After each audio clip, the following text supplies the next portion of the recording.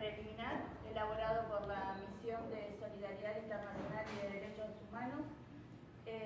Por ahí contarles, antes de pasarle la palabra a mis compañeros y compañeras, los motivos por los cuales vinimos este 7 de febrero y hoy estamos presentando este informe preliminar. Hemos recibido, mientras estábamos en Argentina, reiteradas denuncias de las violaciones a los derechos humanos en la República Hermana del Perú, y se manifestó concretamente un pedido de observación y verificación en el territorio de la violación de los derechos humanos por parte de diversas organizaciones sociales, plataformas de derechos humanos, organizaciones sindicales y eclesiásticas, entre otras, con el objetivo de que podamos constatar in situ la grave situación que se está viviendo en el país y que se está viviendo. Invitación hecha obviamente con los antecedentes que ya hemos comentado en otras oportunidades. En esa escucha de esas denuncias que nos llegaron y de los pedidos de las organizaciones, a modo de relevar y visibilizar la situación del territorio, un conjunto de organismos de derechos humanos como Liberpueblo, APDH, SUMEX, organizaciones sociales y populares como el Frente Patria Grande, el Frente de Organizaciones en Lucha, el Movimiento Popular La Dignidad, organizaciones gremiales y de la sociedad civil como ATE y la CTA Autónoma, concluimos que es imperioso contribuir al resguardo de la vida, la verdad, la dignidad humana y el cumplimiento de reglamentos, leyes y tratados internacionales en materia de derechos humanos. La Misión Internacional de Solidaridad y Derechos Humanos, arribamos el 7 de febrero del presente año. Muchos de ustedes nos han acompañado en la conferencia de prensa. Hola, ¿qué tal, amigo? Llegamos y hemos planteado unos objetivos que voy a pasar a compartirlos a todos y a todas ustedes. Relevar situaciones de vulneración a los derechos humanos en el marco de la crisis política y social, elaborar un informe preliminar que dé cuenta de los resultados inmediatos de lo verificado en el territorio, que es lo que vamos a presentar, elaborar un informe final que de manera minuciosa visibilice los testimonios y denuncias a nivel nacional e internacional y contribuir a la articulación internacional en defensa, promoción y protección de los derechos humanos en toda la región a fines de mitigar el actual represivo del régimen vigente. Para cumplir estos objetivos, la misión se dividió en comisiones, en equipos, y nos trasladamos a diversas ciudades. Un equipo estuvo acá en Lima desde el 7 de febrero hasta el día de hoy, otro equipo nos trasladamos a Ayacucho, otro equipo a Juliaca, otro a Ica y otro a Cusco. Eso nos permitió poder acceder y conocer de primera mano la realidad que está atravesando el hermano pueblo peruano.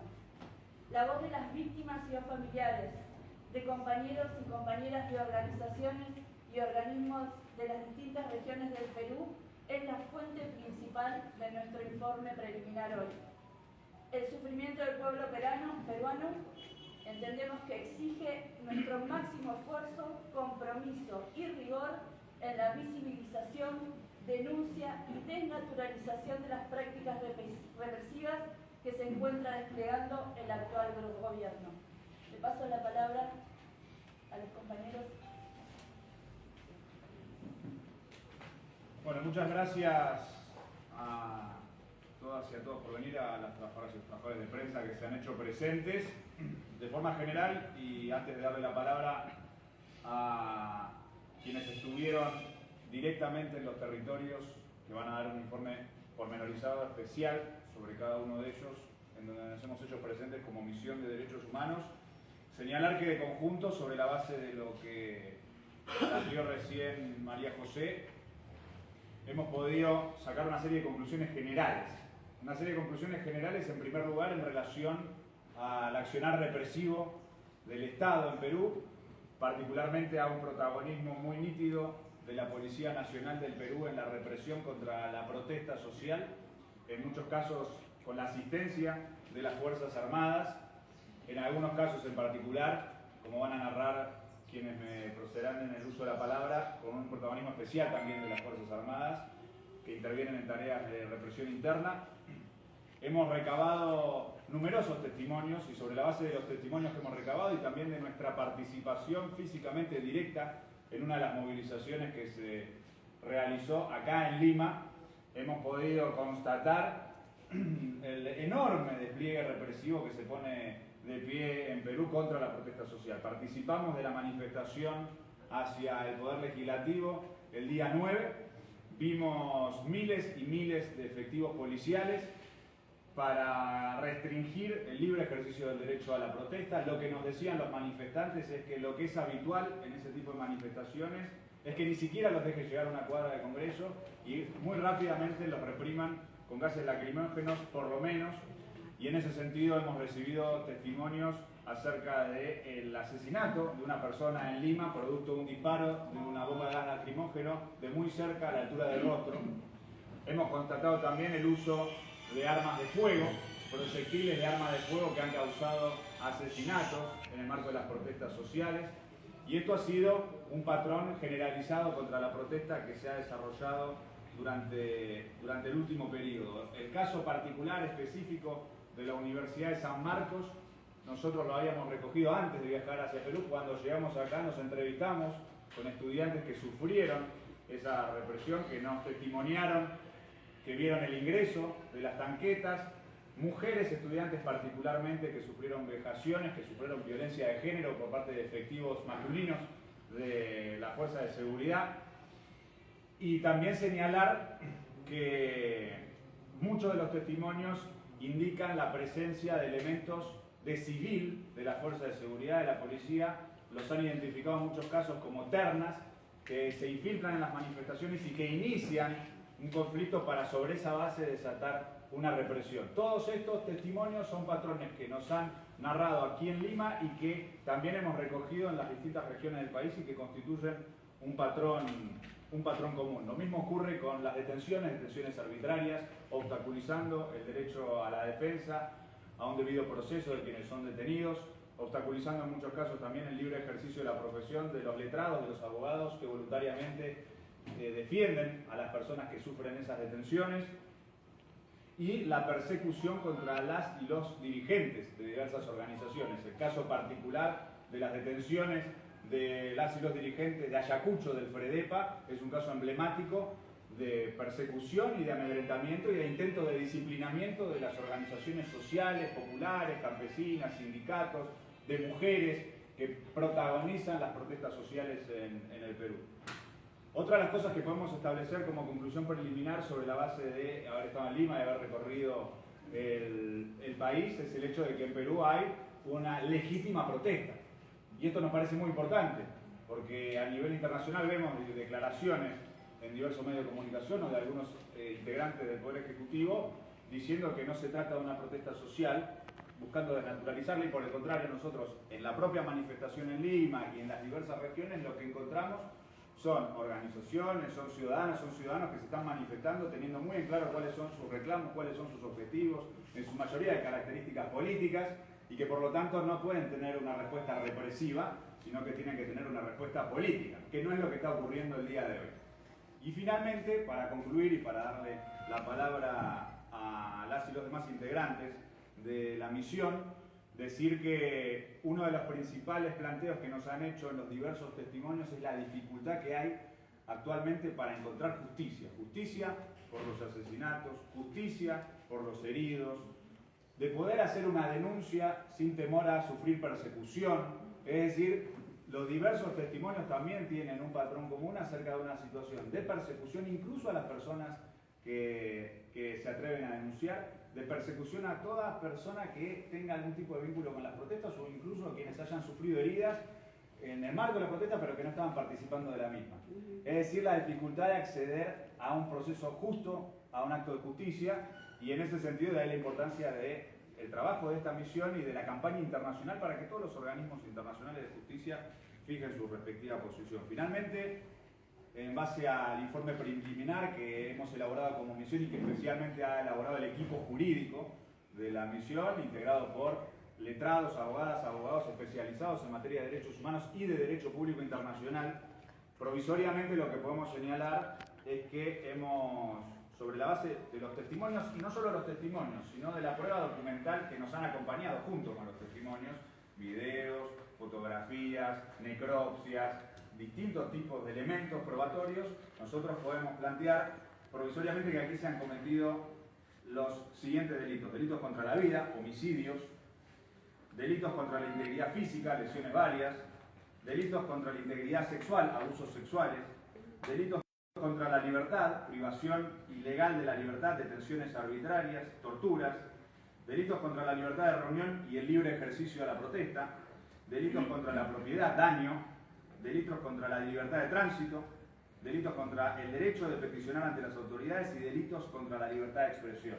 Y por lo tanto resulta a priori el carácter de lesa humanidad de estos delitos, atento a su carácter sistemático, generalizado y dirigido contra la población civil, así como también sobre la posibilidad de la procedencia de apertura de instancias jurisdiccionales universales, que es lo que planteamos sobre la base de la inexistencia de un proceso justo judicial al interior de Perú. Estas son las conclusiones generales, provisorias, que acompañan los relatos sobre la actividad de los territorios que hemos realizado como misión, que van a pasar a informar las demás y los demás integrantes de la misión. Muchas gracias.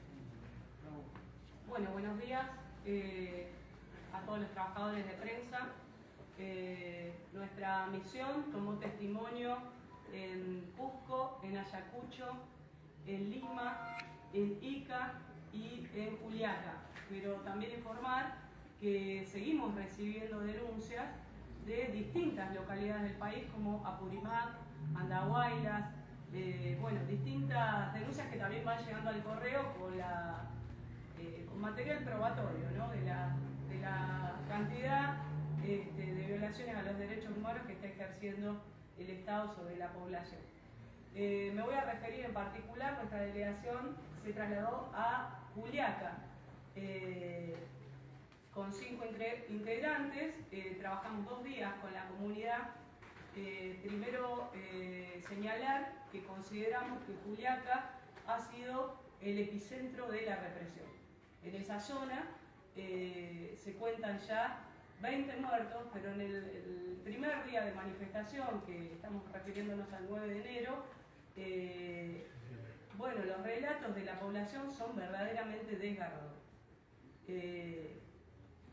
Primero, 20 asesinados, 18 identificados, 2 NN. Señalo también que hay mucho temor a denunciar. Sin embargo, la gente se acercó y acercó sus denuncias a la delegación. No solo que ese día hubo 20 asesinados, donde el principal responsable se lo señala a la Policía Nacional del Perú, sino que además de esa jornada se arroja la cifra de 204 heridos, de los cuales al menos 70 son heridos de arma de fusil, algunos de mucha gravedad. Al cumplirse un mes de aquella masacre, la gente se movilizó para realizar una misa en el aeropuerto, y también la política del Estado y de las fuerzas de seguridad fue la represión, de los cuales se arrojan nuevos heridos de bala. La misión fue a visitar a los heridos, a varios de los heridos que están hospitalizados ahora, entre los cuales hay un caso muy grave que perdió la mano, le amputaron la mano. Y el resto de las personas, de los ciudadanos que visitamos en el hospital, también tenían heridas de proyectil. Quiero mencionar acá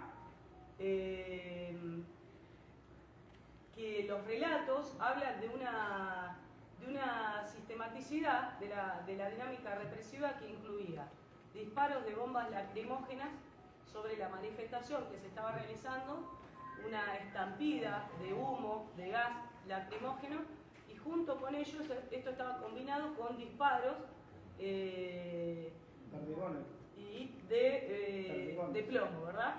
Entonces, por eso muchas de las víctimas asesinadas tienen disparos por la espalda. Es decir, la gente se estaba retirando y, sin embargo, las fuerzas de seguridad, la Policía Nacional, le disparaba a la gente. Por lo tanto, podemos señalar que ahí existió un plan y una intención de matar. Cuando llegamos a la primer piquete en Juliaca, la gente humilde, muy pobre, que está soportando bajo la lluvia, bajo el frío, permanecen buscando una solución. Nos decían, derechos humanos, digan la verdad. Bien, esta es la verdad. En Juliaca el Estado ha masacrado a gente humilde, las fuerzas de seguridad han disparado a la manifestación, muchas de las víctimas son muy jóvenes, además tenemos que señalar. Mencionábamos el uso de armas largas, ¿no? Junto con esta situación de crímenes de lesa humanidad, de heridos muy graves, ¿no? Padres de familia estamos hablando, gente que se ha quebrado todo su futuro por parte de la represión del Estado. También tenemos que sumar, por ejemplo, y una cosa que tenemos que hacerlo conocer al mundo, una política de racismo y de discriminación a las comunidades indígenas. Esto lo hemos recibido muchas denuncias de las mujeres, de las comunidades indígenas, campesinos que vienen desde los últimos rincones de las montañas a traer sus productos a la ciudad, que lloraban y decían 500 años de discriminación, 500 años de opresión y nos matan como animales. Quiero traer acá las exactas palabras que nos dijo la comunidad de Juliaca. Entraron en la jornada del 9 de enero todas las personas que finalmente fallecieron, entraron al hospital y eran amontonados los cuerpos como si fueran animales. Como si fueran animales. Se golpeó y se persiguió a las postas de salud, que estaban destinadas a resguardar a los manifestantes, motivo por el cual uno de los brigadistas de salud, que voluntariamente quería acompañar a los manifestantes, fue asesinado también, un joven. Menciono también el hecho común que nos ha manifestado la población de Juliaca. Existe una persecución judicial permanente. El rol de la justicia, en vez de reparar, acompañar a los humildes, está destinada a perseguir a la gente, motivo por el cual nadie quiere denunciar. No hay instancia del Estado que pueda resguardar los derechos cuando la gente ve vulnerados sus derechos más elementales. También, por supuesto, incluir ahí la persecución a los abogados populares que de manera genuina y de corazón se acercan a acompañar a las comunidades, no pueden ejercer su profesión porque se les es impedido. También mencionar dentro de este capítulo que ninguno de las personas que fueron asesinadas por el Estado no hay avances en los procesos de la Fiscalía, no hay ninguna investigación, nadie se ha acercado a la familia a brindarle una respuesta y se vive en Juliaca un absoluto desamparo. Menciono también la persecución a la prensa independiente, que intenta visibilizar y de alguna manera romper con la narrativa oficial que pareciera que en este país hubiera absoluta normalidad.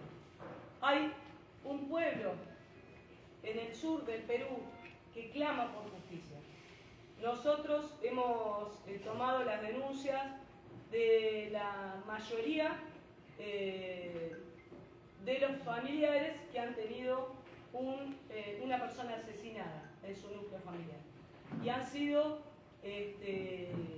relatos verdaderamente desgarradores.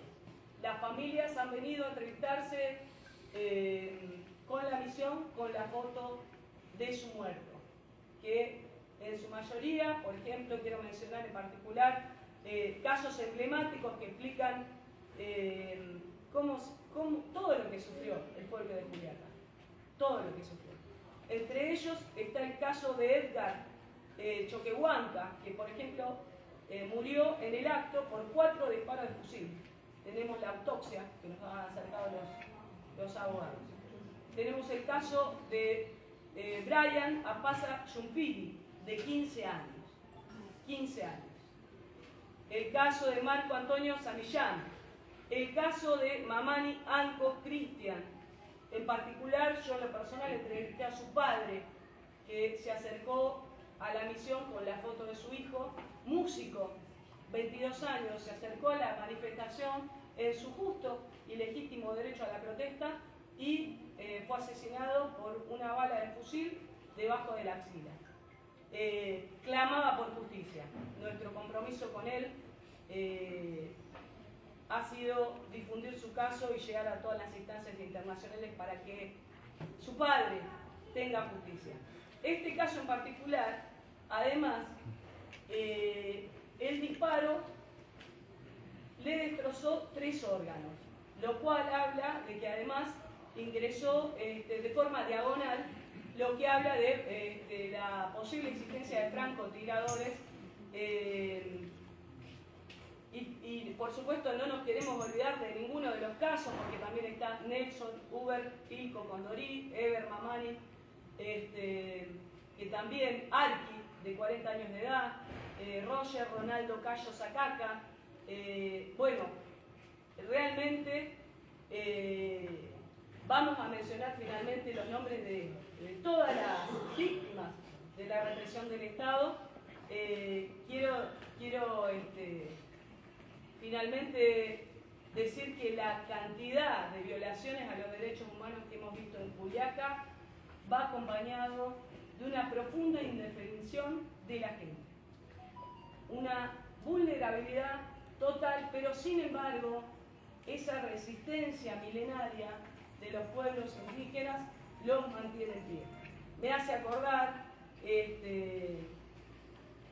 aquella frase que compartimos de San Martín, que decía: alguna vez se sabrá que nuestra patria fue liberada por los pobres, por los hijos de los pobres, por los indios y por los negros, que ya no volverán a ser esclavos de nadie.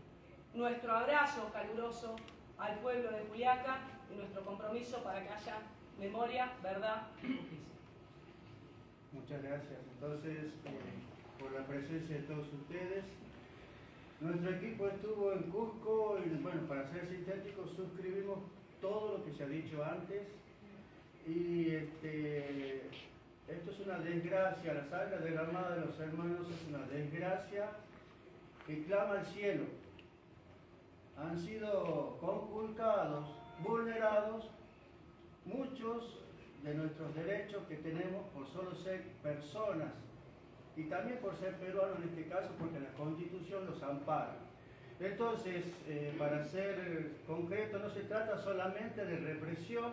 En nuestro caso hemos observado, por ejemplo, el conocido asesinato del líder político Remo Candia Guevara, quien ha sido asesinado, seleccionado de entre grupos separados, perseguidos para ser justamente el asesinado. Eso nos da pie a pensar que no solamente se trata de represión, sino también de persecución ideológica y persecución política. Y esto es gravísimo.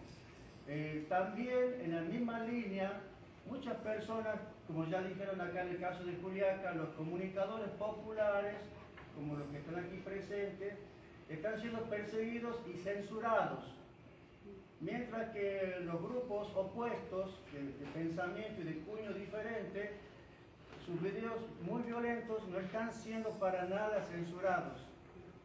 Entonces aquí se trata de un trato discriminado, doloroso, porque la población, desconfiando de los medios y canales abiertos, usa estos otros medios alternativos que realmente están siendo más auténticos, fieles a la verdad, mejor dicho. Entonces, también quiero resaltar que acá hemos descubierto mucho miedo por parte de la población y que ese miedo ha sido incoado, ha sido metido por las fuerzas del Estado. Por lo tanto, quien mete el miedo acá es el Estado, por lo tanto es el Estado el terrorista, no las personas que en paz quieren manifestar su pensamiento.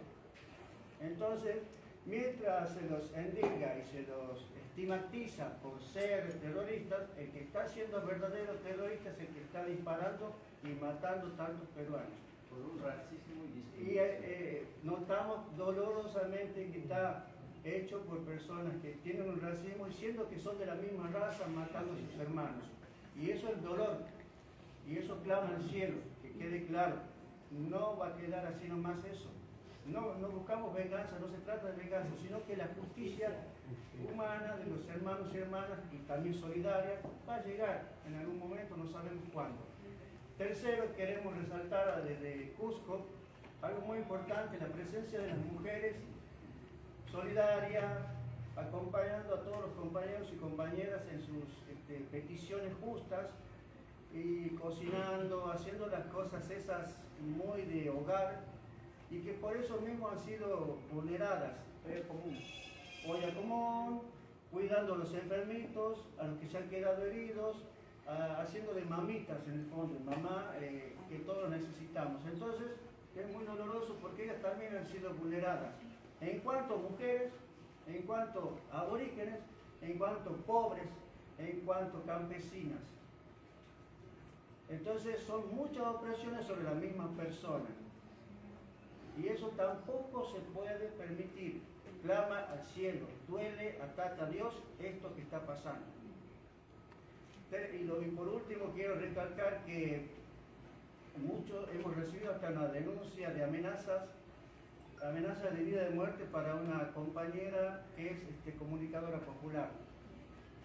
Y eso es peligroso porque ya se trata de persecución y prohibir a la persona, negarle el derecho a expresar sus ideas. No es solo represión esto, acá hay un trabajo de inteligencia o militar, servicios de inteligencia u otros. Y lo último, recalcar la presencia de fuerzas parapoliciales, de civiles, no sé si les llaman casco blanco, ropa blanca o como sea, o polo blanco, como quieran llamarles, son civiles que están actuando en conjunto con las fuerzas policiales. Entonces acá no basta con que se juzgue un soldado raso, un policía raso, sino hay que llegar a los mentores, a quién piensa y quién dirige desde arriba. Muchas gracias. Vamos a desarrollar todo el informe preliminar y luego le vamos a dar la palabra a cada uno que quiera hacer una pregunta. Yo ya tomé nota de que le pido la palabra. Bueno, buenos días a todos y a todas. En mi caso me tocó viajar junto a 4 compañeros y compañeras a la región de Ayacucho. Ustedes saben muy bien aquí en Perú que Ayacucho es una zona que históricamente ha tenido un protagonismo en Perú y en las décadas de los 80 y los 90 ha padecido, ¿no?, fuertemente lo que ustedes denominan como la época de la violencia o del conflicto interno. Esto le agrega un elemento más a la situación no solo de la represión, sino de la persecución y criminalización de las personas que viven en Ayacucho en general, y hay un tipo de discriminación particular hacia esta región. En concreto, nosotros fuimos a relevar los casos de las víctimas fatales y heridos de lo que fue la represión del 15 de diciembre durante la movilización, ¿no?, que inició en el centro de la ciudad y concluyó en el aeropuerto. Lo que pudimos constatar del diálogo, ¿no?, que fue muy cuidadoso y también mediado por un profundo miedo, un profundo temor, inculcado, como decían recientemente, no solamente de las instituciones públicas que ni siquiera contemplan a las familias de los muertos, ni siquiera se han acercado para brindar algún tipo de asistencia psicológica. Muchas de las familias viven una situación de mucha precariedad económica y estas muertes les han afectado en todos los planos, ¿sí? Porque cuando uno no puede salir a trabajar porque no puede velar a sus muertos, ¿sí?, no puede mantener la economía de su casa. Y además, que lo más lamentable, no solamente tienen que llorar a sus familiares, a sus padres, a sus hijos, sino que además tienen que sufrir que les digan que es por su culpa. Lo que genera un proceso de revictimización de esos familiares. Pero además, lo que nos han testimoniado es que muchos hospitales no los quieren atender, que los heridos tienen que estar dando vuelta de un lado para el otro, que tienen que salirse del hospital para que no vayan a buscar a las fuerzas públicas. Sus heridas se curan mal, se infectan, no consiguen medicamentos, tienen que pagar de más muchos de esos medicamentos para poder tratarse. Los medios de comunicación los estigmatizan. Entonces, si uno es familiar de una víctima, instantáneamente está en juego su trabajo, está en juego su seguridad, les amenazan. Imagínense, por ejemplo, un caso que es paradigmático. El caso de Christopher Ramos Aina. Christopher fue asesinado el día 15 de diciembre, tenía 15 años. Christopher ni siquiera estaba en la movilización porque tenía que trabajar para ayudar a su familia. Él trabajaba en el cementerio que queda frente al aeropuerto donde fue el epicentro de la represión. Y una bala lo asesinó por la espalda. ¿Sí? Este es un caso que demuestra y contraargumenta, ¿no?, el discurso de criminalización y estigmatización de los manifestantes, ¿sí?, porque se evidencia que fue una represión desmedida, injustificada contra toda la población. Muchos de los testigos nos dicen que habrían ráfagas de disparos, ¿sí?, diciendo vamos a matar a estos terrucos. Como si eso justificaría todo. Tenemos otro de los casos, por ejemplo, que traemos como caso testigo, que es el de Edgar Wilfredo Prado Arango. Edgar fue asesinado mientras asistía a los heridos. Se encontraba en esa zona porque su casa se ubicaba cerca del aeropuerto. No fue tampoco de los participantes de la manifestación, que también fueron reprimidos. En este caso, ni siquiera tenía una ideología, si se quiere, política o que estaba en la manifestación, sino que estaba ayudando a sus vecinos, a los heridos, y ahí recibió el impacto de bala. Y menciono estos casos para también dar cuenta, ¿sí?, de que los asesinados pudieron ser cualquiera de los que se encuentre en las inmediaciones de la zona de la represión.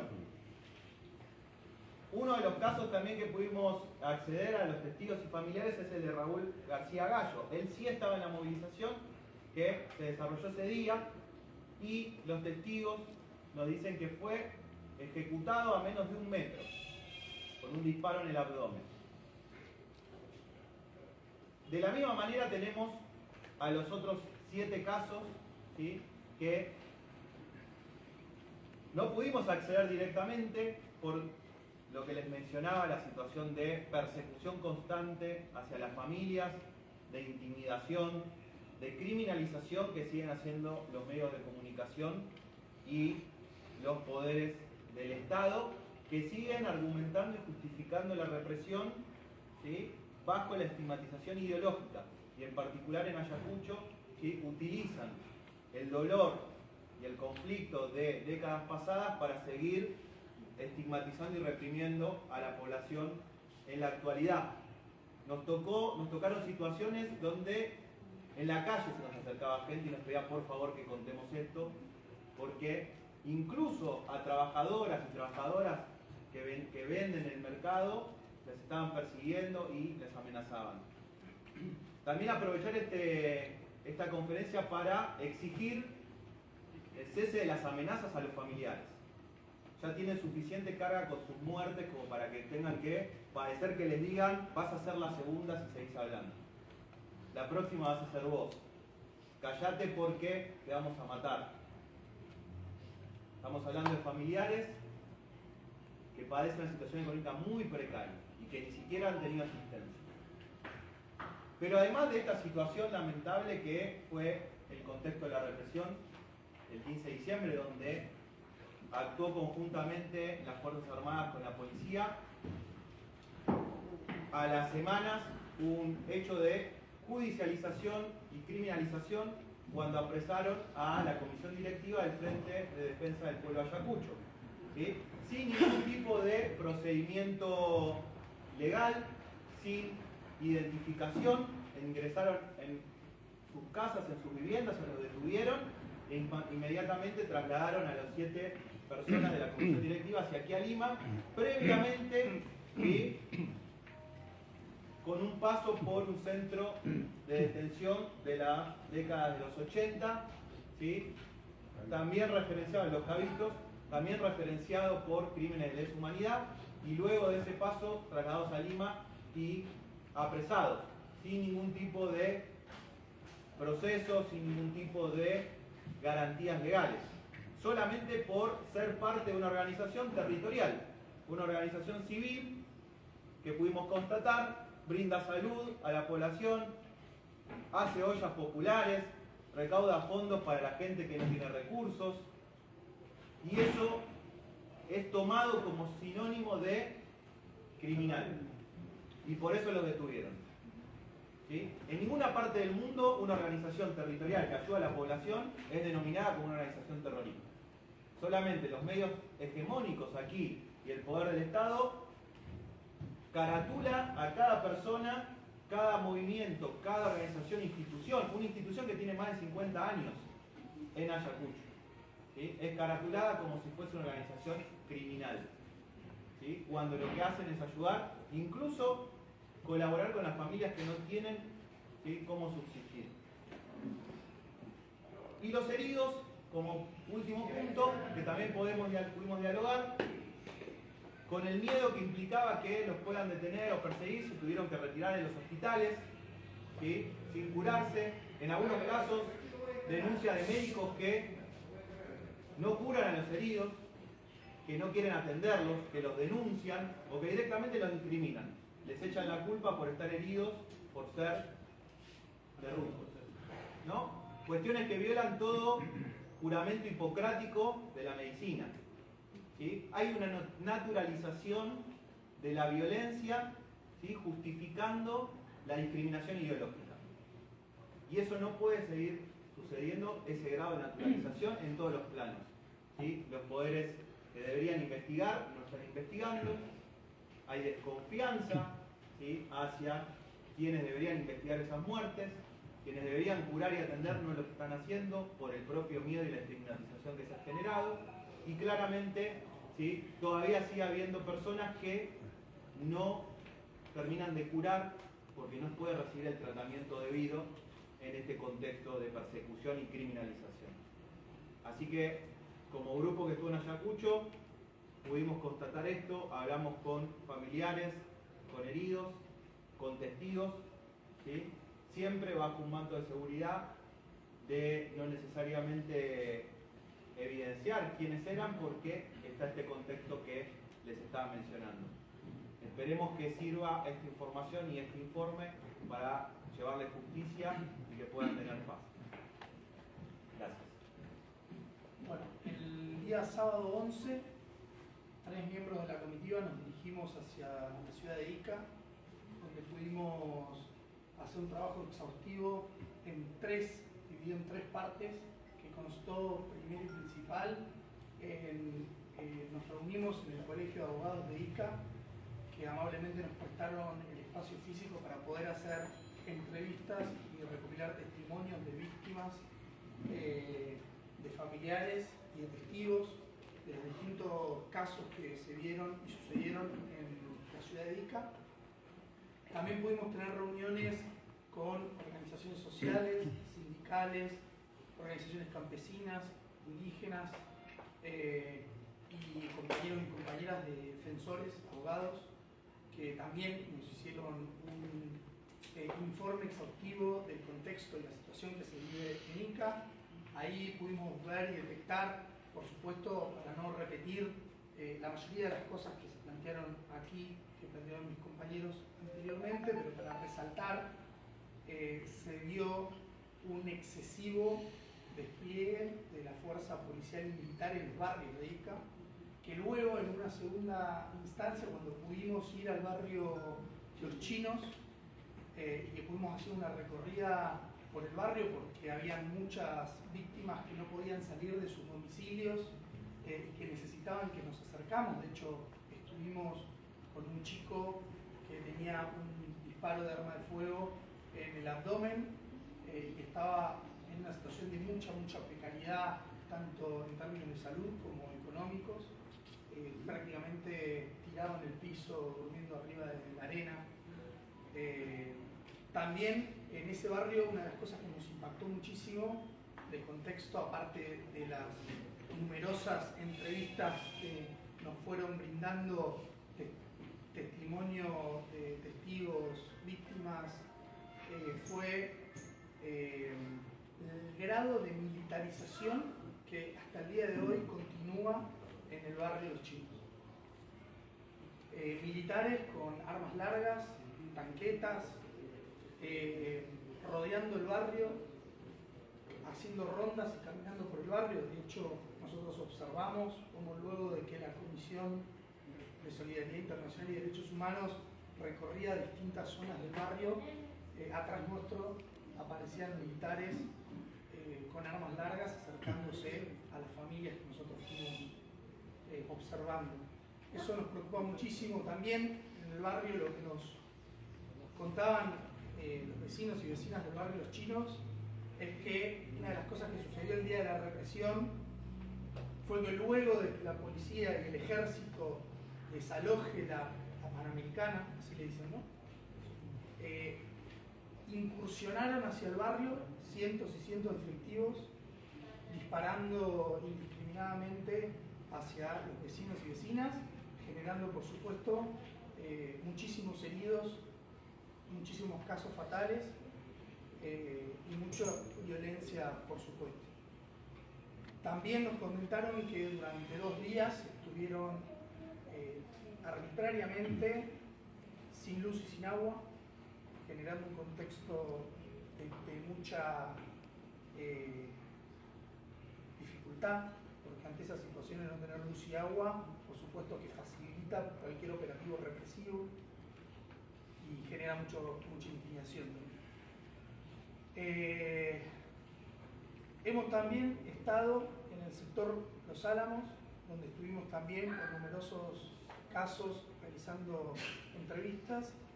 Todas las entrevistas en todos los 3 lugares que estuvimos tienen también documentación de videos, imágenes, fotos, audios y un montón de cuestiones que no nos parecen menores y que van a ser, por supuesto, van a servir de prueba, ¿no? También estuvimos en el sector Los Álamos, como le contaba, con un grupo de mujeres autoconvocadas que se organizan y llevan adelante polladas para poder recaudar fondos para asistir a las víctimas de esta brutal represión que se vivió en Ica, porque uno de los factores no menores, como ustedes saben, el barrio Los Chinos está compuesto por migrantes de la selva y las sierras que se hospedan ahí, se alojan ahí porque cerquita tienen los lugares para trabajar en la agroindustria.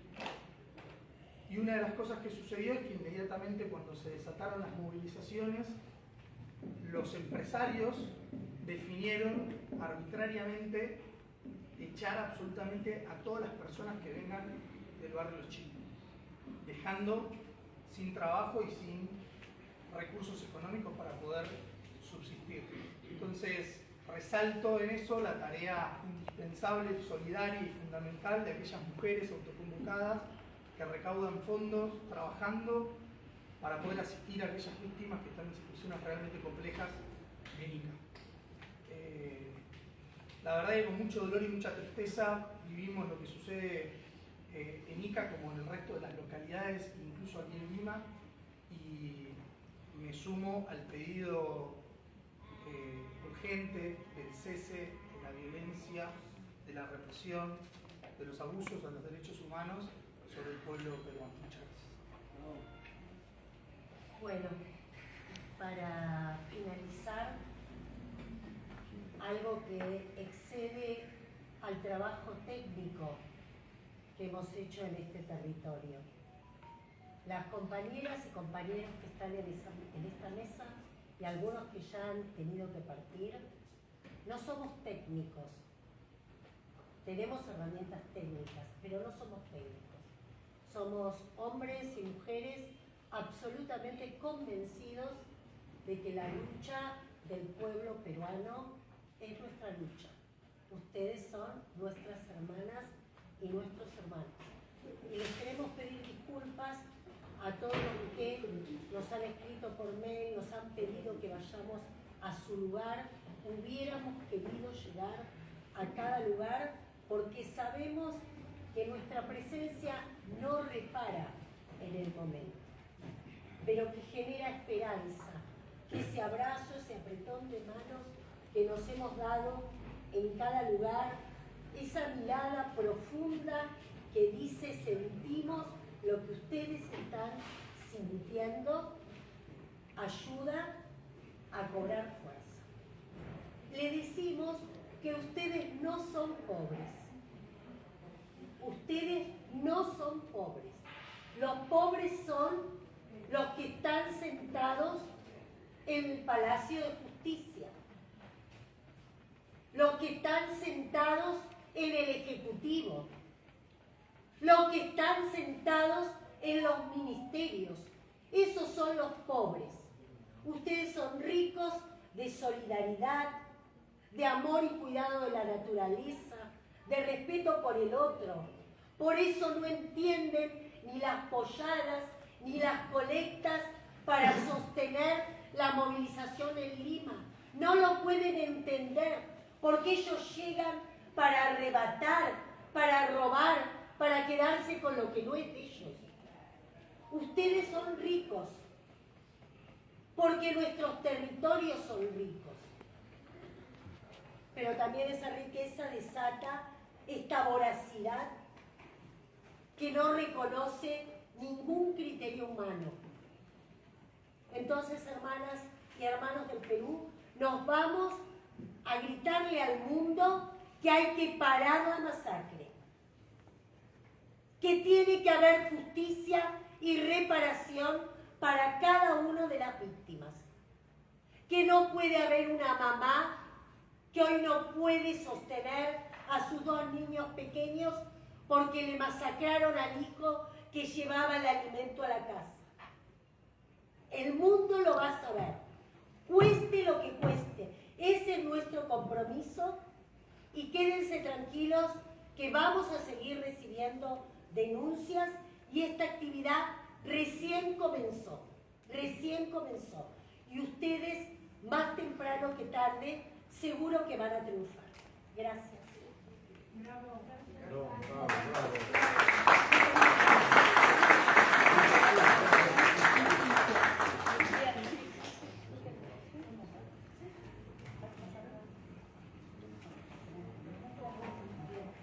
Para terminar, leemos las conclusiones y les vamos a dar la palabra, ya fui viendo quiénes fueron levantando la mano. Entonces, en este informe de carácter preliminar y a partir de lo planteado por cada uno de los compañeros, nos permite como misión concluir que el Estado peruano debe ser investigado, ya que en el marco de la crisis social y política ocurrida a partir del 7 de diciembre de 2022, a través de sus Fuerzas Armadas y de Seguridad regulares, habría asesinado, torturado, abusado, perseguido, amenazado e intimidado a vastos sectores del pueblo peruano. La represión desatada impidió, limitó y condicionó la participación política, el derecho de reunión, de peticionar ante las autoridades, el derecho a la libertad de expresión y el derecho a la protesta. El Estado peruano debe ser investigado por haber desplegado sobre la población civil indefensa prácticas represivas, abusivas, desproporcionadas e ilegales, utilizando para ello armamento sofisticado y letal. El Estado peruano debe ser investigado por haber atacado de manera sistemática y generalizada a la población civil, especialmente a jóvenes de los barrios populares, estudiantes, mujeres, trabajadores del campo y la ciudad, indígenas, campesinos y campesinas, líderes y lideresas sociales y prensa independiente. Deberá investigarse al Estado peruano en referencia a los delitos de lesa humanidad señalados. Y el pueblo peruano tiene derecho a la apertura de todas las instancias jurisdiccionales, nacionales, internacionales, para obtener la reparación integral a través de la verdad y justicia. Este informe es para cada uno y cada una de los hermanos peruanos y peruanas que han sido víctimas de esta crisis que está viviendo nuestro hermano pueblo. Muchas gracias. Bravo. Cuando un trabajo se muere, Nunca muere. cuando un revolucionario muere, Nunca muere. la sangre derramada Jamás será olvidada. la sangre derramada Jamás será olvidada.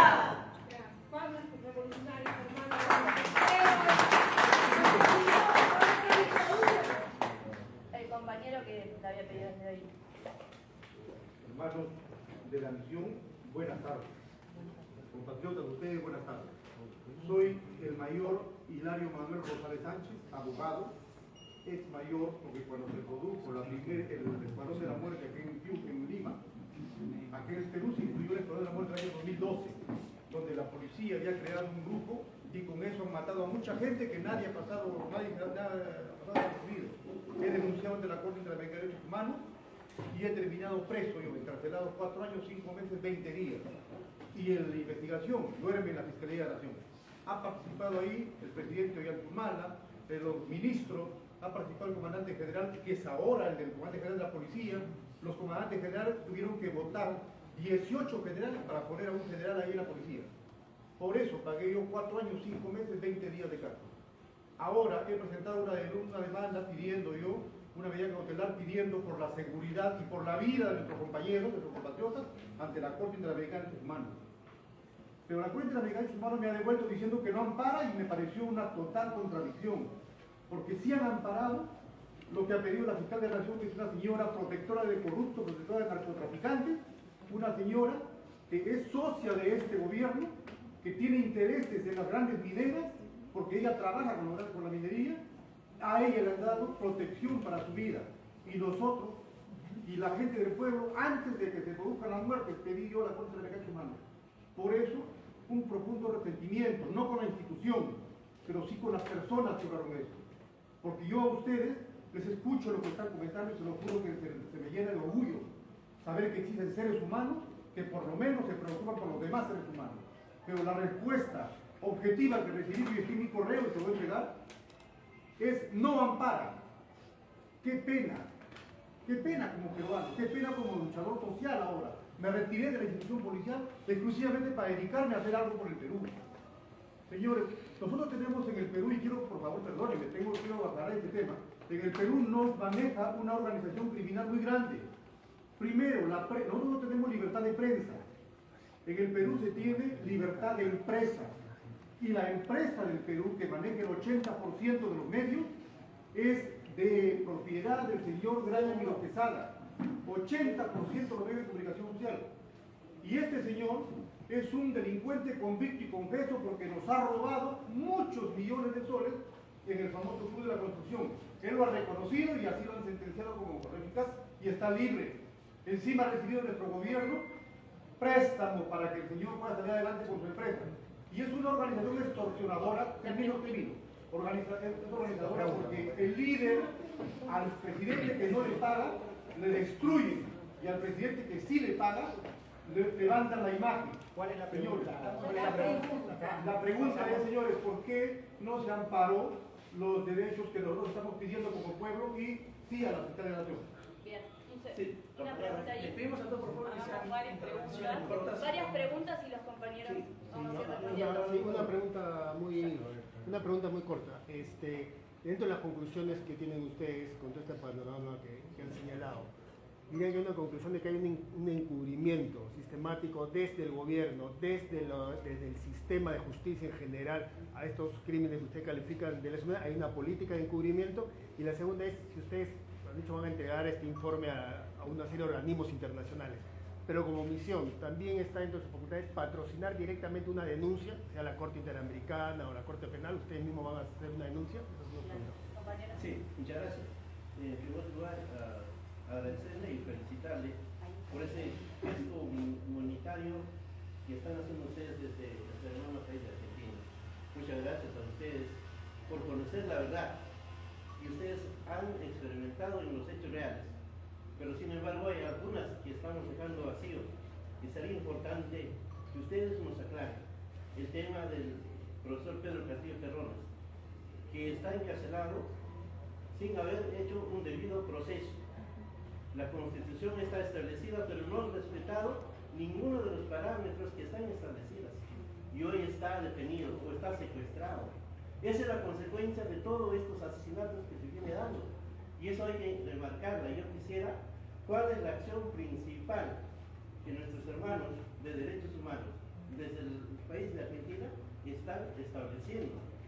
Porque si hablamos de derechos humanos, es todos. Y nadie puede quedar en el vacío. Todos tienen que ser medidos de igual dimensión. En ese sentido, sabemos nosotros que acá no hay justicia.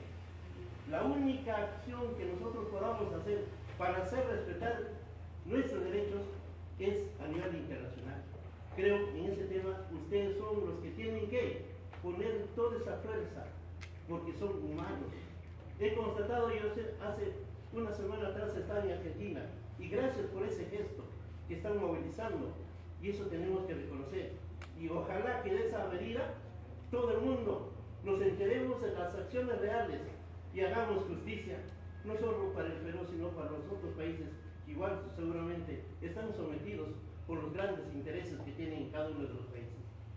En ese sentido, a todos por igual, y les agradezco muchas gracias. Gracias, compañero.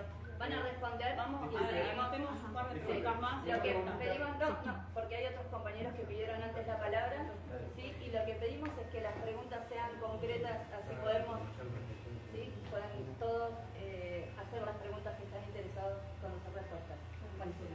No, tomamos algunas preguntas más y contestamos, sí. Ah, bueno, acá el compañero Yo las voy a anotar. Muy buenos días, María, gracias por encontrarnos y de repente de alguna forma encontrar algo de paz y justicia en nuestros pueblos. Quisiera preguntar a Misión si se acercaron a la población de Andahuaylas, ya que fue el primer lugar, ¿no es cierto?, donde sucedió, y muchos de los otros pueblos se levantaron, no tanto por la cuestión política, sino en respaldo a ese acto del primero o segundo día, ¿no?, donde hubo muchos fallecidos. Inclusive ahora último, ¿no?, ese pueblo es un pueblo de repente, digamos, consciente. A raíz de eso ha habido todos los otros, Arequipa y es el caso nada más de ahí. Sí, muchas gracias. Ha habido muchos heridos que han decidido no ir a los hospitales por los primeros informes que hubo de presión de la policía, ¿no? Y hasta el último se han venido dando. Quisiera saber si han hecho un mapeo de esos heridos, ¿no? Y también que tienen otras historias que contar. Por otra parte, hay no solamente pues no ha habido violaciones de derechos humanos a nivel físico, pues, ¿no?, de violencia directa, ¿no?, sino también a la libertad de expresión y pensamiento, ¿no? Porque desde el 2007 se ha implementado una ley de apología al terrorismo y ya ha habido precedentes contradictorios legalmente, pero que en esta coyuntura se han ensalzado ya para detener a muchos dirigentes, ni siquiera en movilizaciones, sino en conferencias como la que ustedes están dando, ¿no? Entonces se han detenido y hoy día, justo ahorita en este momento, se está dando, ¿no?, el pedido de prisión preventiva para muchos que simplemente han pedido nueva constitución y asamblea constituyente. Entonces queríamos saber cómo se han mapeado también a este sector, ¿no? Bien. El compañero, una más fiscal. Sí, Guillermo Rego de Guauqui, Prensa Popular de Prensa Alternativa. Dos preguntitas. La primera, en relación a la que acaba de mencionar nuestro compañero, es el tema de que en el barrio chino habrían detenido ya a 25 ciudadanos, los cuales han sido procesados de manera inmediata y ya sentenciados a creo 3 años de cárcel. Según la información que tengo, 3 años de cárcel. ¿Tienen algún testimonio sobre ese tema? Y segundo, es el tema de que cuando empezó el levantamiento social contra la imposición de esta nueva dictadura en el país, se tuvo conocimiento de que ciertos señores cardenales o no sé qué cargo eclesiástico tendrán, permitieron que francotiradores estuvieran en los techos de las catedrales principales de algunas de las regiones del país para que pudieran agredir a la población. ¿De eso también ustedes han recibido algún testimonio, alguna queja, alguna denuncia? Bien, voy a contestar algunas de las preguntas para poder ir avanzando. Acá si también hay compañeros, tal vez alguna de las que competen los abogados. Bien. En relación a lo que señala usted de la presentación que hizo a la CIDH, entendemos nosotros que ese organismo internacional, como otros, deben también, con las exigencias del resto de los países, ponerse al servicio de las demandas que en general son con tiempos más urgentes que los que manejan las instituciones formales destinadas a resguardar los derechos humanos. De modo tal que nosotros también vamos a hacer nuestra exigencia como país, y también hay otros países que se van a sumar a esta solidaridad para exigir a los organismos internacionales su cumplimiento. La función que tienen es resguardar la vida y los derechos humanos de cualquier ser humano en cualquier parte del mundo. Eso con respecto a la pregunta que usted hace, ¿por qué la CIDH? Bueno, hay que hacerle la pregunta a la CIDH. Nosotros somos una misión de derechos humanos independiente de los organismos formales. Luego, en relación a lo que preguntabas vos, si hay una política de encubrimiento, mira, nosotros consideramos que hay una articulación de los distintos poderes del Estado para evitar que la gente denuncie, y es parte de un mismo entramado en donde se vulnera el derecho de la persona, no se la deja manifestar, se asesina y luego la persona no tiene ninguna instancia de justicia para poder denunciar. Y esto lo hemos visto de forma casi coordinada en los distintos puntos del país. Así que sí, podríamos señalar que hay una coordinación. Hay una coordinación y que toda esta política está destinada a que no haya justicia y a que permanezca la impunidad ante la grave situación de violencia estatal sobre la población.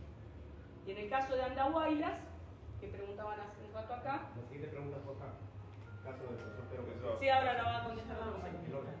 En el caso de Andahuaylas, hemos recibido denuncias, no hemos llegado a Andahuaylas, así como tampoco pudimos llegar a Purimán y a otras localidades, por falta de tiempo, pero sí hemos quedado comprometidos a seguir trabajando y seguir tomando denuncias, aunque nosotros viajemos prontamente a la Argentina. Sí, para completar la respuesta sobre la situación de Pedro Castillo Terrones y sobre la presentación ante las instancias internacionales, decir lo siguiente: nuestra definición como misión de derechos humanos fue ponernos a disposición de reunirnos con todos los actores en general de la situación que se está sufriendo en Perú, y en particular con todos aquellos que denuncien violaciones a sus derechos humanos. En ese sentido y en ese marco, nosotros nos pusimos a disposición también de todas las letradas y todos los letrados que patrocinan a quienes sufren detenciones en el marco del proceso represivo que sufre actualmente Perú. Y en ese contexto fue que ante una solicitud nosotros hicimos una presentación formal ante las autoridades penitenciarias, ante el Ministerio de Justicia, para poder visitar a Pedro Castillo Terrones. Esa solicitud nunca fue contestada, lo cual ya indica una primer vulneración del derecho a poder recibir la visita. Y en esa misma línea podemos agregar además que nosotros como misión tomamos conocimiento de que el hecho de que semanas previas a nuestra visita, el doctor Eugenio Zaffaroni, ex juez de la CIDH y ex juez de la Corte Suprema Argentina, también intentó visitar a Pedro Castillo Terrones y no le autorizaron la visita. Y agrego además que hemos recibido testimonios, información, documentos de distintas personas acá en Perú acerca del proceso a partir del cual fue detenido el señor Pedro Castillo Terrones, y en ese sentido que lo que nos han señalado diversas irregularidades en el proceso de detención, ya sea la no existencia del antejuicio político para quitarle la inmunidad y la detención sin haber quitado la inmunidad, ya sea el hecho de no haber alcanzado los votos necesarios en el Congreso para poder proceder a la vacancia presidencial, es decir, una serie de irregularidades en torno a la detención. Son todos elementos que también hemos recibido como misión de derechos humanos y de solidaridad internacional. Y sobre la pregunta en relación a la denuncia frente a los organismos internacionales, sí, nuestra definición es que en la conclusión final, hoy estamos informando de las conclusiones preliminares, el informe final va a ser un elemento sobre la base del cual se van a presentar las denuncias ante los organismos internacionales, de la ONU, de la OEA, y no solamente eso también, sino las reuniones con los congresistas y diputados parlamentarios de toda la región para que todos los países de la región se involucren en esta situación, porque es un problema, el de Perú, que afecta a toda América Latina y que en América Latina no podemos naturalizar. Nos hemos comprometido a trabajar, particularmente quienes somos diputados nacionales, a tener reuniones con diputadas y diputados de los distintos países de la región para que se sumen a la tarea de la misión internacional que estamos desarrollando, que va a continuar durante las próximas semanas. Y finalmente, y completando lo que decía Marianela Navarro, decirles y pedirles también a ustedes que están acá, que todos los nuevos testimonios que quieran brindarnos y que puedan brindarnos en la nueva documentación, como los casos de Andahuayla, todas las situaciones nos las envíen. Tenemos una dirección de correo electrónico de la misión, que se las paso a leer para que ustedes la puedan también difundir desde los medios de comunicación presentes, que es misioninternacionalddhh@gmail.com. Luego se la transmitimos a todos los periodistas aquí presentes. Solicitamos que nos envíen todos los testimonios a través de ese medio. 30 segundos, por favor. ¿Sí? Va a contestar él, no termina nada de contestar. Vamos a hacer una ronda. Vamos a contestar. Termina de explicar y empieza tu ronda. En relación a la pregunta por la ley. Señor, por favor.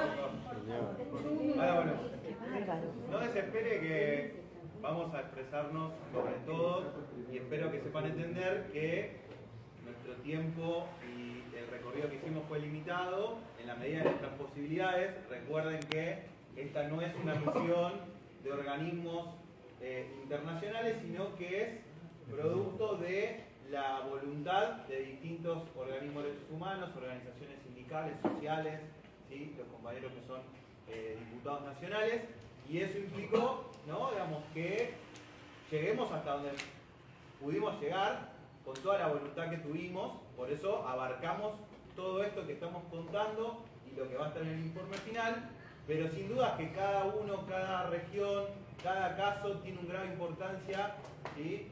Enorme. Solo entiendan que el tiempo es limitado y queremos poder cubrir la mayor cantidad de situaciones y de casos. En este caso voy a responder sobre la violación a la libertad de expresión, que lo que observamos sí son por lo menos tres variables. La primera es una invisibilización, ¿sí? De lo que está sucediendo, directamente siguiendo los medios hegemónicos aquí en Perú. Hay un sector que invisibiliza lo que sucede. Otra forma es la estigmatización, directamente se justifica la represión, y eso podría ser considerado como apología de la violencia, porque directamente hemos visto periodistas que llaman a disparar a los manifestantes. Eso en cualquier lugar del mundo es un delito. Ningún periodista, por más que se ampare en la libertad de expresión, puede llamar a violentar a otra persona. Por otro lado, hay calumnias e injurias. Se le adjudican determinados crímenes, ¿sí? Y se calumnia a determinadas personas y a colectivos, y se discrimina por su origen étnico, político y religioso, que ustedes denominan terruqueo. Eso que está naturalizado aquí no es correcto, no es posible o no es legal, ¿sí? Y en relación a la situación de los medios de comunicación, también hay que decir que nos han llegado las denuncias de periodistas que, trabajando en medios de comunicación, por correrse de la línea oficial de ese medio de comunicación, han sido despedidos, o que obligan a los periodistas, ¿sí? A no poder expresar sus opiniones, porque en este tiempo nos han entrevistado distintos periodistas y cuando les preguntamos fuera de cámara nos dicen que ellos estuvieron presentes cuando mataron a alguien o fueron testigos, pero que su medio de comunicación les prohíbe hablar de eso. Entonces, es una situación muy grave la que está sucediendo en términos de medios de comunicación, y esta ley que habilita a la persecución a partir de la expresión en redes, ¿sí?, claramente es una violación a la libertad de expresión, ¿sí?, y una discriminación ideológica, porque la persecución de lo que se publica en las redes sociales es sesgada. No hay persecución a quienes piden la muerte a indígenas, a mujeres, a manifestantes, que discriminan, que incentivan el odio hacia la manifestación. Sin embargo, se judicializa y persigue a quienes expresan una crítica a la forma de gestión del gobierno actual, quienes critican la represión y la violencia. Entonces, una ley que controle y regule las manifestaciones en redes sociales, en este caso lo que se puede evidenciar es que está orientada y tiene un sesgo político-ideológico determinado. Entonces, eso es alguna de las cuestiones que vamos a agregar en el informe también final. Ahora lo que hicimos fue exhibir las primeras conclusiones preliminares de lo que vivimos y lo que tenemos recién palpado en nuestros ojos y en nuestros cuerpos.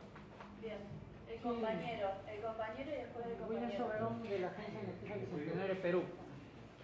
Ustedes ya cumplieron su trabajo. Quiero saber si ustedes han recibido denuncias de desaparecidos, porque se habla mucho que hay desaparecidos. Y lo otro es si ustedes han analizado la situación del Perú comparando a otros países, ¿no? Se habla de planes, ¿no? Plan Cóndor 1, 2, el AFER, ¿no? Esa sería la pregunta. Gracias. Bien. Buenos días. Bueno, mi pregunta está en base a, mucha gente se pregunta, ¿de dónde vemos tanta policía, no? 10.000 ahí bien uniformados, bien ahí, parece ya un país nazi, ¿no? Y si bien es cierto, se sabe por ahí que no están las pruebas claras, ¿no? Pero que ha habido una contratación de parte de la policía, ¿no? De serenos, fiscalizadores, venezolanos que en el tiempo de la migración también han estado predestinados para este momento, ¿no? Y por otro lado, nuestro ejército, yo soy licenciado del ejército del Perú, jamás apuntaría su arma contra su pueblo. Lo que han hecho también es vestir venezolanos como militares, con uniforme militar, y eso se llama alta traición. Y si ustedes también pueden investigar ese caso. Muchas gracias. Compañero. Gracias. Yo quiero agradecer profundamente la labor que ustedes están haciendo de investigar los casos muy profundos que están sucediendo en nuestra patria. Es lamentable. Solamente quería hacer uso de la palabra para corregir dos aspectos. Uno, el jovencito, cuando se refiere a Pedro Castillo, el señor nacional. A ver, para corregir dos aspectos nada más. Cuando se refiere a Pedro Castillo Terrones, tiene que referirse como el presidente constitucional de la República del Perú. Y el señor cuando dice el gobierno que está ahora, eso no es gobierno, esta es una usurpadora. Pedro es presidente, Dina usurpadora. Pedro es presidente, Dina usurpadora. Pedro es presidente, Dina usurpadora. Eso es lo que quería corregir. Compañeros y compañeras, queremos hacer una aclaración antes de seguir. Primero, esta es una conferencia de prensa, no es una asamblea. Segunda cuestión. Se están olvidando que esto se está transmitiendo en vivo, no solo para el Perú, sino para muchos lugares del mundo. Entonces es muy importante que las preguntas sean precisas, ¿sí? Y que no convirtamos esto en lo que le va a dar de comer, ¿sí?, a los que están atacando a este pueblo. Entonces le pedimos por favor que los que son de medios de prensa levantan la mano y hacen una pregunta. Sí. Dos preguntas más, el señor de amarillo y el señor que está sentado, para que puedan empezar a responder. Una pregunta, buenas. En primer lugar, si sus informes y sus conclusiones de alguna manera van a ser vinculantes con respecto a la situación de Perú. En segundo lugar, ese problema que ustedes también lo han pasado, por ejemplo, la industria extractiva minera en Argentina, a tajo abierto, que tanto problema les ha traído. En Perú también este es un problema obviamente económico. en sus conclusiones también van a tener un poco de estos problemas económicos que a Perú, por los monopolios, todo esto está generado por la minería y por la industria extractiva. ¿Van a tener alguna conclusión al respecto? Sí, ¿qué tal? ¿Cómo están? Buenas tardes. En primer lugar, agradecerles, ya que a través de la misión internacional que ustedes han convocado, básicamente permiten la visualización de que nuestro país no se visualiza a través de los medios de concentración limeños, ¿no? Mi pregunta básicamente va en el tema de esta comisión que se ha formado. ¿Cuál es el tiempo, ¿no?, a partir de ahora en adelante, en la información que van a vertir con otros países, en la información que van a vertir también en su país? Me imagino que también va a haber una conferencia de prensa, y esto permite que a nivel internacional también cree una presión política hacia cómo se está manejando internamente en nuestro país, ya que tenemos, si ustedes han caracterizado el gobierno, un gobierno ultraderecha que utiliza a la policía militarizada, ¿no? Policía militarizada, ¿en qué sentido? Que hay un financiamiento fuerte por parte del gobierno hacia la adquisición de equipos, ¿no?, armamentos, y esto hace que vean a la población civil como si fuera enemigo de guerra, ¿no? A eso voy con el término de policía militarizada que ya se vio en Chile en el 2019 en el enfrentamiento con el gobierno de Piñera, ¿no?, por el tema de los pingüinos que salieron, ¿no? Entonces mi pregunta básicamente es el tiempo de aquí en adelante, ¿no?, hasta cuándo va a seguir su informe. Sí. Bueno, a ver, como primera respuesta, el compañero que preguntó sobre los desaparecidos, a ver, nosotros hemos recibido testimonios de peruanos y peruanas que han oído también o escuchado que han habido desapariciones en su pueblo, pero no hemos podido individualizar con familiares o testigos directos de ese tipo de vulneración. Por eso remarcamos, nuestro informe es un informe de mínima, no es que estamos negando la situación, sino simplemente todavía no hemos hallado pruebas en relación al tema de las desapariciones. Sí, remarcar nuevamente que el mail de la misión está abierto, como vamos a seguir recibiendo, ¿sí?, testimonios, pruebas en relación a eso. Con la pregunta que hizo el compañero, ¿sí?, en 15 o 20 días nosotros vamos a terminar el informe final, ¿sí? No es un informe vinculante, como preguntó ahí, es un instrumento que va a estar a disposición de todos los peruanos y las peruanas, y va a estar a disposición de toda la prensa para poder llegar a alcanzar la memoria, la verdad y la justicia del pueblo peruano, ¿sí? Pero no es un elemento vinculante para el Estado peruano. ¿Quieres contestar sobre la...? Sí. Respecto a la pregunta que hacía, creo que ahí el compañero de prensa, sobre el barrio Chile y las detenciones arbitrarias, sí, efectivamente hemos dado con diversos casos de detenciones arbitrarias, algunos que ya han sido procesados y que están detenidos. Hay muchos casos, dentro de ellos incluso hemos visto, nos hemos juntado con la abogada defensora de uno de los casos, que es un chico de baja edad con discapacidad, que también está detenido, y sobre todo los que resaltan todos esos testigos, que no se les está permitiendo defenderlos, que el Estado no permite que haya abogados particulares, le asigna públicos, no sé si es abogado de oficio. Entonces, reafirmar que sí, efectivamente hemos encontrado diversos casos y hemos hablado con diversos abogados que intentan defender a esas personas que han sido detenidas arbitrariamente y que se les ha ya encarcelado, pero hay distintos casos, que por supuesto no puedo contar todos porque no me los acuerdo exactamente, pero van a estar en el informe. Bueno, vamos a ir dando cierre a la conferencia respondiendo, por un lado, uno de los trabajadores de prensa preguntó si teníamos un mapeo exhaustivo de los heridos. Bueno, el trabajo que ha hecho la misión es parcial todavía y por supuesto estamos a disposición de seguir recibiendo denuncias que haya en otros puntos del país. Luego mencionar, en relación a la pregunta de que habría existido el hecho de que desde distintas instituciones de la Iglesia se utilizaron francotiradores. Conocemos esa denuncia desde la Argentina, pero no ha recibido la misión una denuncia concreta. Y después, por último, sin mencionar, un elemento que nos preocupa y que necesita también la máxima difusión es que hay una persecución en curso hacia el liderazgo social. Y esto no debe ser permitido.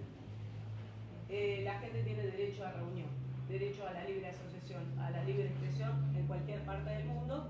Entonces queremos mencionarlo porque los líderes sociales, las lideresas sociales están sumamente preocupados por este nivel de persecución y bueno, esas son dinámicas que se han dado en cualquier parte del continente que buscan acallar las distintas demandas que están existiendo hoy en el país. Nuestro más caluroso saludo al hermano pueblo del Perú, desde la Argentina, desde el sur de nuestro continente, los abrazamos, nos ponemos a disposición porque sabemos que la solidaridad es la ternura de los pueblos. Asimismo, compañeros del resto del continente, de las organizaciones de derechos humanos, se han comunicado con nosotros para ponerse a disposición y trabajar en conjunto en distintos puntos del país y sepan que no están solos. Muchas gracias. Bien.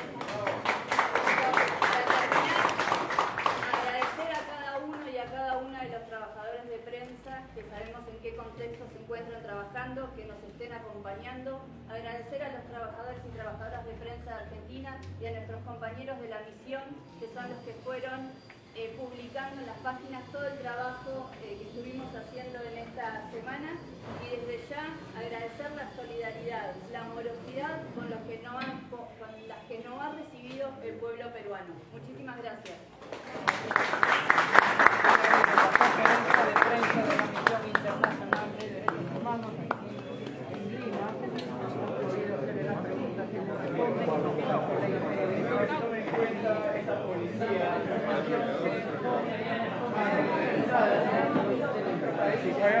Diagnóstico